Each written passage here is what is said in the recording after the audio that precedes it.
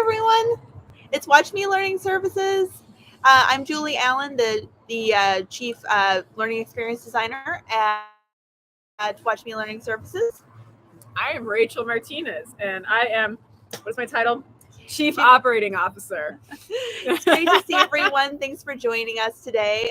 Just a little bit of background about our business. We help businesses identify core problems that you're currently facing, and then we help you create the online training systems that will address those problems and get people up to the skills that they need to have. Also, excuse our setup here. We were having technical difficulties, and so we were grateful enough to find a establishment that has amazing Wi-Fi and amazing treats, and that's Fire Creek Coffee Company. I'm pointing to it like you can see it. You can't see it.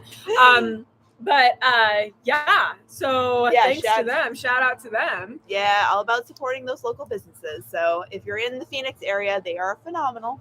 Surely, yes. Awesome. So today we just wanted to talk a little bit about training specifically. That's what we love to do. We love to create online training. So we're going to talk a little bit about the differences between, jargoning, right? Talking about asynchronous, which is basically self-paced training. So that very traditional, like you're going to do it on on your computer, on your laptop, on your tablet, and you're going to go through it at your own pace and, maybe have some other activities layered onto that. And then the very traditional face-to-face training that we're more familiar with. Should we be good instructional designers and read from the description that we provided? Let's do it. All right. So we're all about objectives. So the objective of today's live, it looks like there's 3 of them. So like Julie said, we're going to go through the differences between online self-paced training and face-to-face training. We're also going to discuss the advantages and disadvantages of hiring a staff for your business that is dedicated to instructional design, or hiring a freelancer or hiring an instructional design agency like us.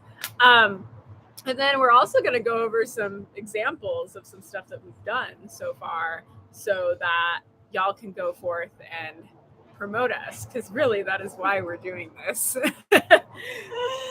Awesome. So take us away, Rachel. Yeah. So the first one is we wanted to kind of go through, so I guess we should go all the way to the beginning. I think that what drove us to even come up with this live was we keep running into an issue, and you can hop in on this. Yes. We have so many friends and family who are so supportive of us. They love us unconditionally, and they love our business by extension. And we will talk to them about what we do all the time. And then when it comes down to it, they will come back to us and be like, Rachel, Julie, I really don't know what you do. And I feel like I've failed as a daughter and a friend and a sister, as a coworker. But that really forces us to take a step back and be like, okay, so what do we do? And that was kind of the impetus for creating this live, was to show y'all what we do. So we wanted to start from the very, very beginning. Training. Yes. So I think a lot of y'all know, who aren't business owners and who aren't in charge of training others. If you have a job, once you start the job, you have to learn the job, and so you have to go through a training period. Yeah, because that's the thing. Like, you get hired for a job, right, because you've had experience in a specific field, right? If you're a nurse, you get hired in another hospital because you're a nurse. Like, you have the skills, you have the credentials, right? But we all know that every place you work, right, has its own culture. It has its own culture. It's going to have its own processes. Maybe the machines that you use, the equipment that you use at one hospital is going to be a little bit different, right? So even though you know how to do a procedure, it might be a little bit different on a different machine, right, or a different piece of equipment. So there's always that learning curve, and there's always the culture, right? And so that's really where training can be so beneficial. Yeah. And so there's different types of training, right? And we've kind of boiled it down into 2 buckets. There's the online self-paced training, which we Mhm. call asynchronous. So that's kind of a jargony term. It means that it can be done anywhere at any time, as long as you have a computer in front of you. Yeah, it's not a live session that's actually being like facilitated by an instructor. Correct. And then we also have face-to-face training. So that's something where you have to be in a certain place at a certain time, Mhm. face-to-face with not only maybe your fellow coworkers, but also an instructor who is actually teaching you right there on the spot. And I think the thing, face-to-face, we are not here to knock face-to-face, right? Because face-to-face absolutely has its advantages and its disadvantages, which we're going to talk about. And certainly in certain applications, right? Like there's just no getting around. Like there's a physical component to it. But like what we really like to, or what we find really useful about, the asynchronous, right? The benefits of asynchronous is that you can do it on your own time, right? And especially if you're a business owner, right? You develop it once and then you deploy it. So you don't have to hire a trainer, or you don't have to have a trainer on retainer. Or more likely what's going to happen is you're going to be taking your staff off the floor to constantly train new people who come in. So, it's like you develop it once. It does take a little bit of time, right, to develop it at the very beginning, but you have this thing and then you can deploy it as people come in. So it really is going to help you scale, especially if you need to bring a bunch of people on quickly.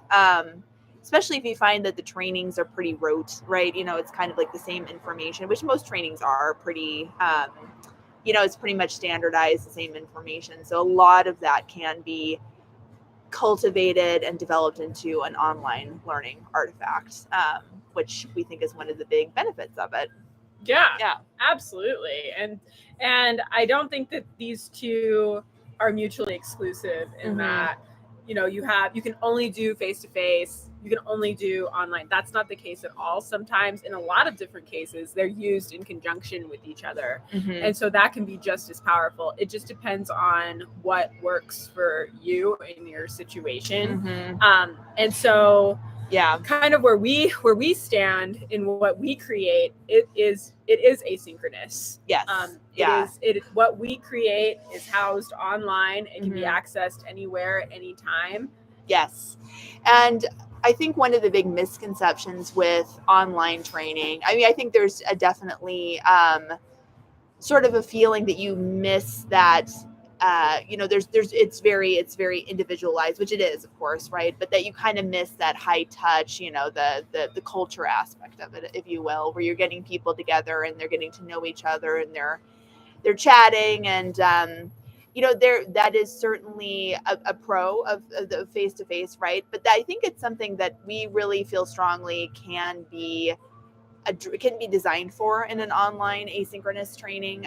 There's certainly ways you can do it if you have a group of people going through an online training, especially if it's something that and we recommend this, it's something that you might like, instead of sitting someone down for like days and days on end, just the entire day of sitting in front of a laptop, right? You can think of ways to like parse it out. So they're doing maybe chunks, and then, just in time training where you're having them work on specific skills and then having them apply it in whatever context that makes sense for your business.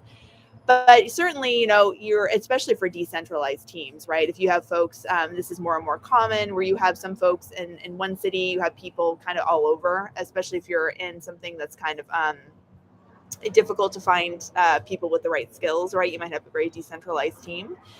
Certainly cohort based, if you have 5 people starting on a particular Monday, having them go through at the same time, and then building in synchronous, like face-to-face, like Zoom, right? Or, building intentional activities, right? That will bring people together. So you're doing some learning on your own, at your own pace, in your own time. And then you're having folks come together at the end to like ask questions, to maybe go through an exercise, a synchronous exercise. So there's a lot of different ways that you can kind of bring in that face-to-face component in online training. It doesn't have to be a completely self-pay or completely on your own. And I think that's one of our greatest strengths as a team, is that we can get really creative with you on what works best for you and your team. Yeah. And I think that we probably did that with one client in particular that I'm thinking of is SciStarter. So SciStarter is a company that is, I think they're based here. I'm forgive me if I'm misspeaking. Yeah, but they here in DC, I think. Okay, then I'm wrong. But they created trainings for librarians and teachers on how to teach citizen science. Citizen science is a field that is growing.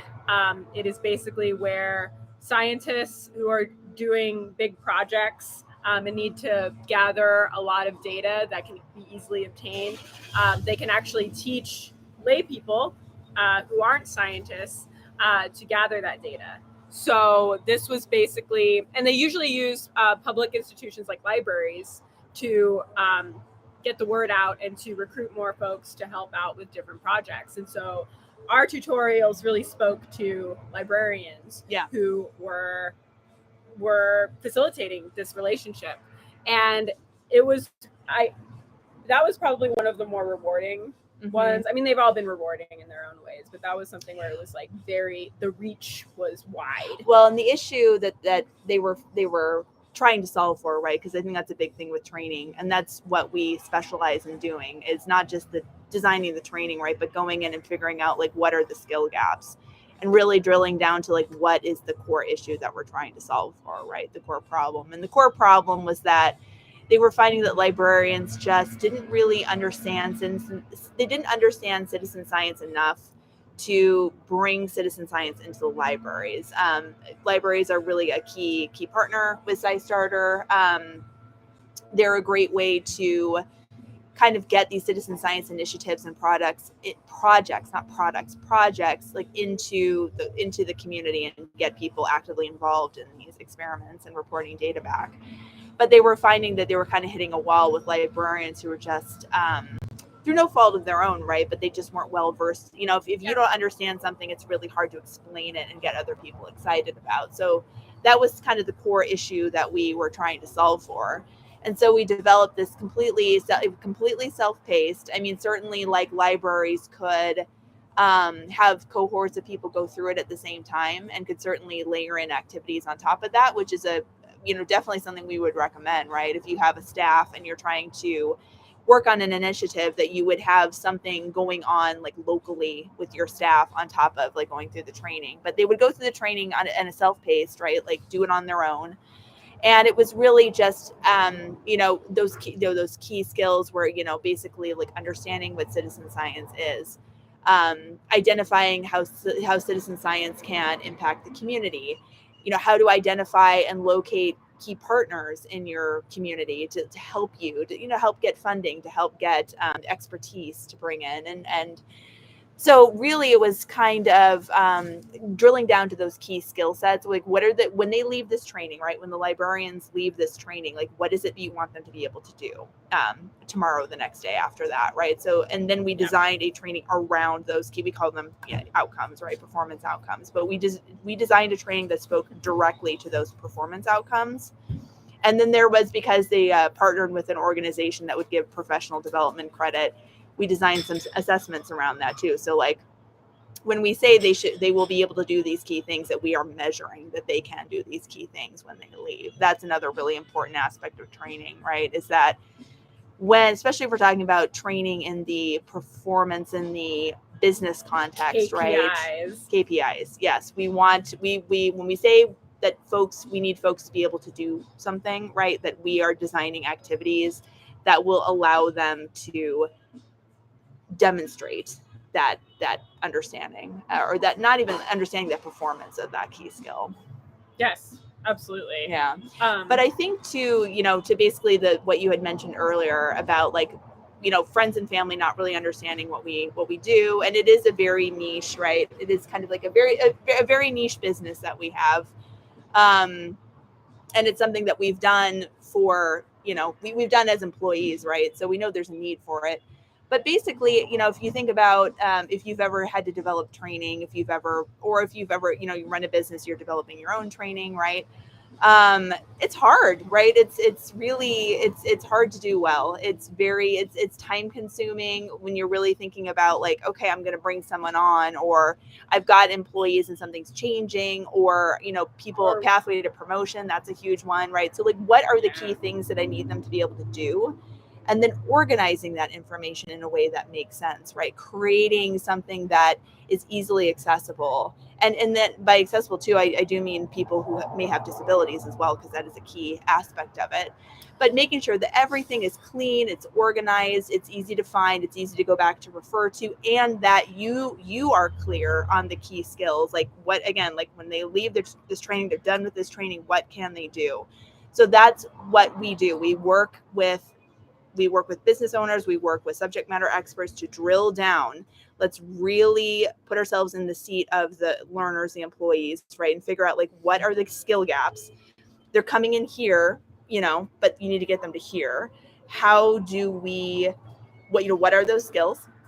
How do we present that information? How do we give them opportunities to practice those skills?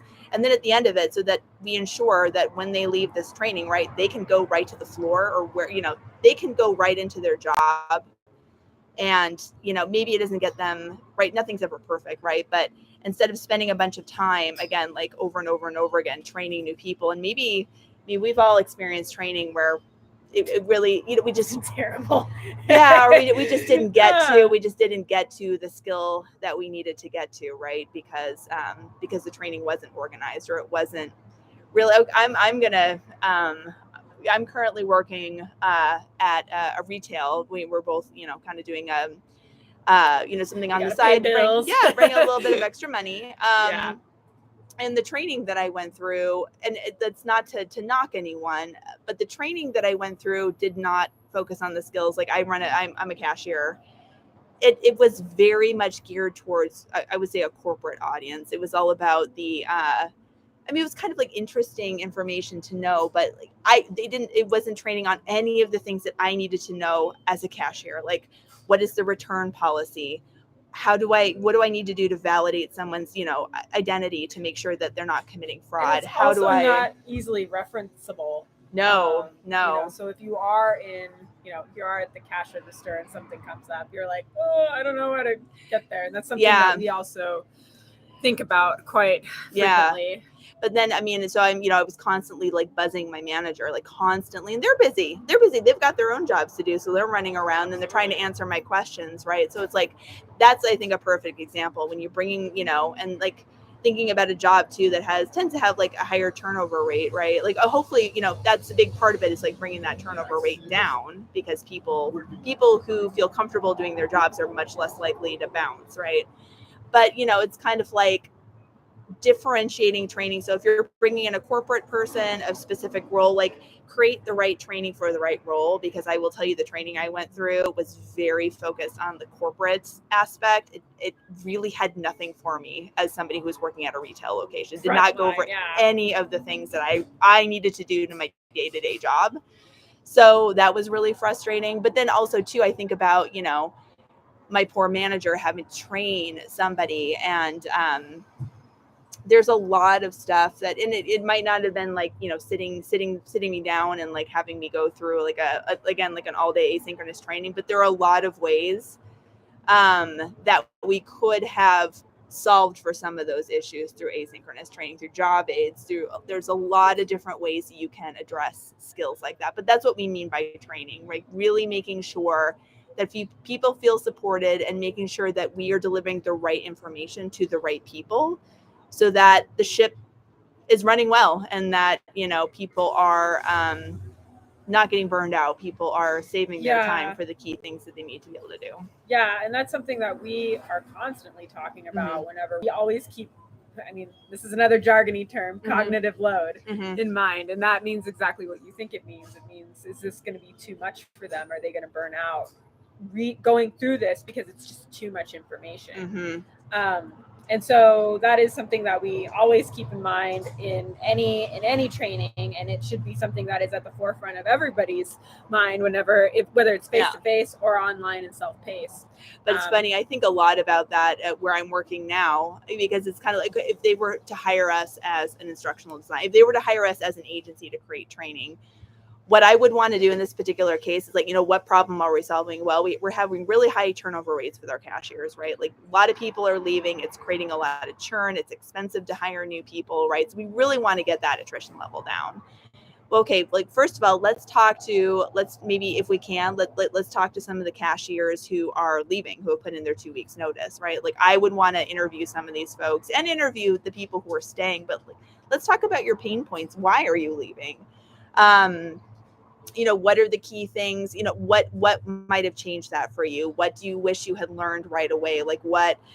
Because there are some things that training can't solve for, right? If they tell you, well, I'm leaving because I have a terrible manager, well, that might not be, or maybe we can't help with that. or maybe that's a different training. Maybe it's training for the that's managers, right? Yeah. So, but it's kind of like, let's talk, like, okay, so let's pinpoint, like, why are you leaving? And if some of the things that they're mentioning are like, I didn't know what I was doing, I don't feel supported, I'm here on the register and I'm not getting help when I need it. I'm on the radio asking questions and nobody's answering me. So I just feel like, so I was like, okay, so let's, again, like that could be a separate, like, that you may need to think about like how you're going to improve communication in the store, but we could certainly talk about like, what are some interventions that we could create. Absolutely. And then I would also want to talk to like the managers at, different locations as well. Like, okay, let's talk from your perspective.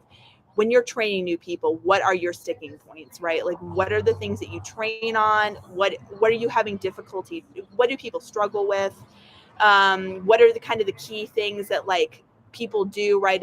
What are the biggest things, like, processing returns? Is that, a sticking point? Like, working the cash register. There are so many different things that, we could train for. So that would be where I would want to start as well. And then once we've, had those interviews, once we've kind of identified what the key core problems are, like now that's where we're going to move to like the skill gaps, right? So like, okay, people are coming in, maybe they've worked a cash register before, so they have some knowledge, but we need to get them trained up on these systems, this company's processes, all the things, right? And so from there, that's where we're going to sit down and we're going to create our performance outcomes. By the end of this training, they're going to be able to do A, B, C, D, and, whatever it is. Like these are the key measurable skills that we need people to be able to perform on the job at the end of this training. And that is what we're going to design to. Yeah, absolutely. And then, certainly we can talk too about, the training, obviously, you're never going to go through a training and just come out and just like, I have everything memorized, I'll be able to do all the things, right? So another great thing about training, or at least the way we approach training, is that yes, it can be we're going to sit down, we're going to kind of teach you all the things, but these are all things that you can take and turn into job aid. So like maybe we have what is a job aid? Yes. So a job, well, yeah, how would you define a job aid? I mean, a job aid is basically, it can be anything. It could be a brochure, it could be a poster, it could be a binder, it could be, it's a thing that basically people are going to use when they have a question to be able to do a thing. When they reference, yeah. Okay. So one thing we could talk about would be, creating a poster with some different QR codes for, different, what are the top five refreshers, top 5 challenges. And maybe it's something where they scan a QR code and it comes up with a micro training that just walks them through, like, okay, first thing you're going to do, you're going to press F3, and then you're going to scan their key code, and then you're going to press this, and then you're going to check their take them through the steps of whatever the thing is that you're going to do. Yeah. And I just wanted to go ahead and acknowledge our audience. I know that I think there were a couple of people that dropped off, but we did at one point have some more people, but we wanted to engage with y'all. So if you have an anecdote or a question, feel free to drop it in the chat. Mm-hmm. We want to make this as interactive as possible. And so yeah, that's kind of what our take on the differences between online self-paced and face-to-face, kind of the pros and cons of it, and where we fall in that and what we create. And so I kind of wanted to move on to the next one, which was the different ways that businesses approach their training. And so I think that for smaller businesses, and even for big businesses too, there's 3 different ways that they can go about it. They can do it themselves by hiring a staff that is completely dedicated to learning and development. So usually you'll hear in those spaces, it'll be called an L&D team. Mm-hmm. And those folks are people with skills like us. They're mostly graphic designers or instructional designers, SMEs, which are subject matter experts, who create all the training for that business. And that is their main function. And it's not necessarily onboarding training. It's also professional development or any skills Upskilling. any skill, any skills that the higher ups say that, hey, my people need to learn this now. And so they send their team of instructional designers out there to do it. And then sometimes, and we've seen this trend happen, is the business will take a hit monetarily, and they will start laying people off. And usually it's the L&D teams who are kind of the first to go. And that's really unfortunate. But that's mainly what we've seen. And in those cases, what they will do is contract out that work. So if they do have a need for training, they will contract it out to, sometimes it's a freelance instructional designer, which we know a lot of instructional designers who are freelance. They work for themselves. They promote themselves on websites like Upwork and LinkedIn, blanking on the other one. But Fiverr is another one. Yes. And yeah, no shade to them. There's some very talented folks who are on there, but they get hired on an individual basis. Yeah, a project basis. Yeah, absolutely. Project basis. Yeah, and sometimes that works. That works for the needs of the business. Absolutely, especially if you have a very clearly defined project. Like, let's say you're creating you have a slide deck, and you just want that slide deck to be turned. I shouldn't say just. That's not, but you right. It's a relatively like well-defined project. Like, I want you to turn this slide deck into an interactive storyline presentation. Like, that's we know what the tool is. We know exactly you are going to turn this into an interactive using this storyline tool. So you already have a pretty defined architecture at that point. And that's a fantastic, freelancers can be an absolutely amazing resource to tap into. Yeah, absolutely. And then they can also contract out to instructional design agencies, which is the category that we fall under as Watch Me. And I think probably the biggest difference between a individual freelancer and an instructional design agency is that we are two people. We can handle a bigger workload. And I think that for us specifically, we bring very different and necessary skills to the table. I know that Julie has, I'm just going to round it up. You have almost 20 years of experience in instructional design, which is fantastic. And that's in corporate and in higher ed, which is, that's a breadth of experience that is so valuable. And then you have me. So I act as the project manager. I know that in the beginning I told everybody I'm the COO. That is my official title. But I am also the project manager, and I am a researcher, because as some of you know, I am a trained librarian. I do have my master's in library and information science, and I'm always looking online and researching different ways to learn and to teach will stick. You have great experience not only in the higher education sphere, but also in the private sector. Yeah. I've also worked for Raytheon Missile Systems. I worked in their library, but that also fell under their L&D sector, which L&D, learning and development. So we did a lot of the research behind some of their professional development classes that they would teach their engineers. So that has also proven very valuable in this company. And so we do get hired on a contract basis with different clients. That is how we work.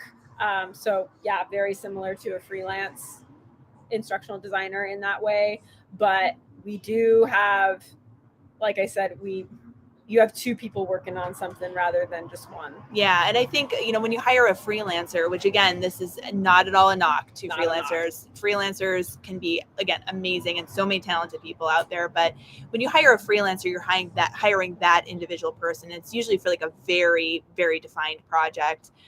Where we really shine is really coming into things that are more undefined, right? Like, working with businesses that are having a problem and really, again, sales are down or injuries are up or whatever the key, or, we're really having a lot of people leaving, and we're kind of getting some feedback that our onboarding training isn't so great, right? People feel overwhelmed.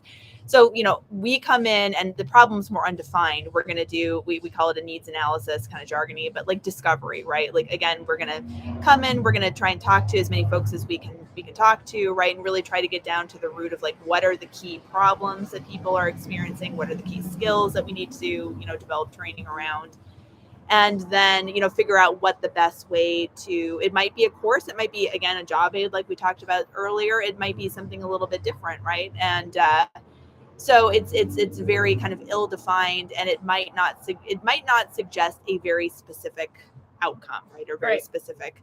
And then we also have a network too of other folks in, again, graphic designers, videographers, right? That we can pull in. So if we determine like, part of it is that people just feel really disconnected from the culture of the company, right? That might be a case where like, let's have some key folks around the organization record videos kind of talking about their job function and like what they love about the company, and just so people can kind of put a name to a face, right? And build that sense of rapport.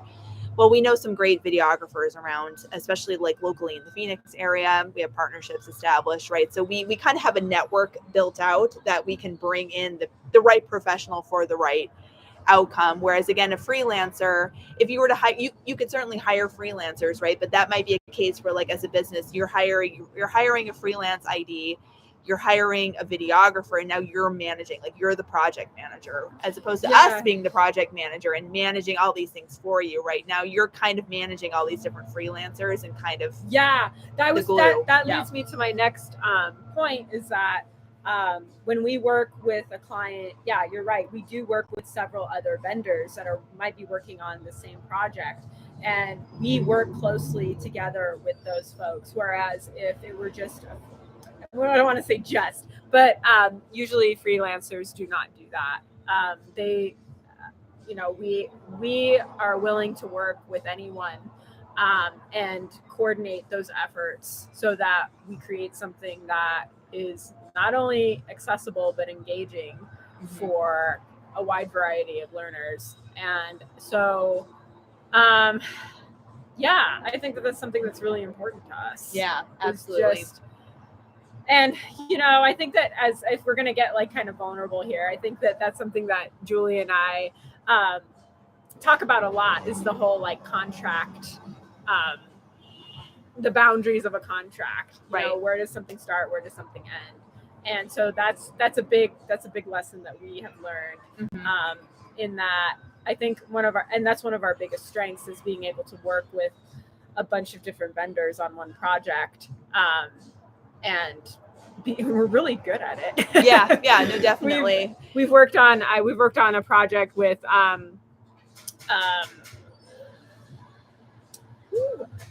and of course I'm blanking on it because we're live. But that's usually how it goes. But, Third Spaces. Yeah, Third Spaces. This is a company, and shout out to Third Spaces.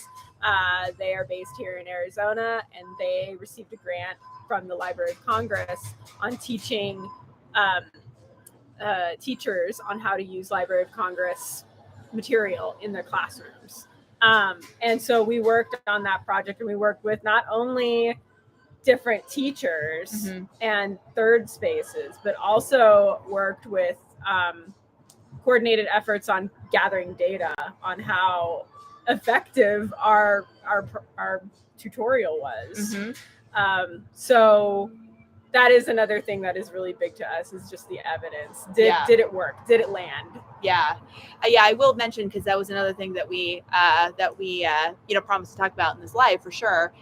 Going back to Third Spaces, we got really great data. They're still collecting data, so we look forward to continuing to kind of find out how that training is impacting the target audience, which is teachers. But the site starter training that we created, we got some really great feedback in the initial pilot. 91% of people found the training engaging.